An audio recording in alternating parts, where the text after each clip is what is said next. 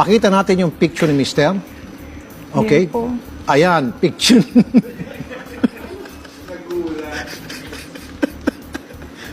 Okay. So, maganda. Oh, yung panty pala, ibalik mo. Paano ka pati magpapanty? damit. Akala ko ba lalaki ka? Dapat breath.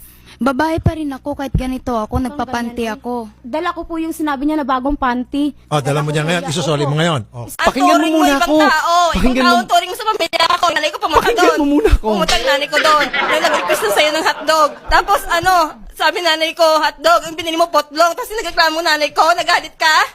Nagalit ka? Kasi, Sabi yung mga arte ng nanay ko? Sir, sandali lang. Pinabibili ka ng hotdog, ba't ka bumili ng putlog? Ba't kasi putlog ka sa tali? Ba't kasi putlog bumili mo hindi hotdog? Ang mutot ako ang baho ba? Siyempre naman kasi normal na kasi yun, yung uutot. Ang Ano nga normal. namang magsabi pa ako sa'yo? Normal. Hindi, kunwari yung ikaw kunwari kung mutot ako tapos mabaho, ano mararamdaman mo? Normal na yun kasi mag-asawa naman tayo. Ba't kailangan ko pa, uy, nag-uutot ako gano'n. Kailangan ko pa magsabi sa'yo. Hindi naman ganun yun eh. Wala.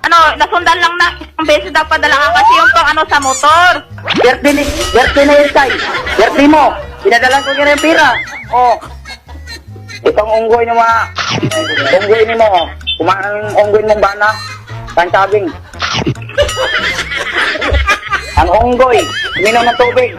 Nagpinaguitan. Nagpapagod. Nagtitinda na saging. Subukan niyo wag to. Mga kababayan ko, hindi po ako narito. You can say in English kasi para maintindihan din ni ano.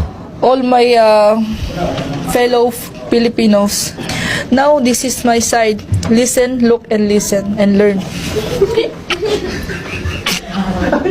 Kanya,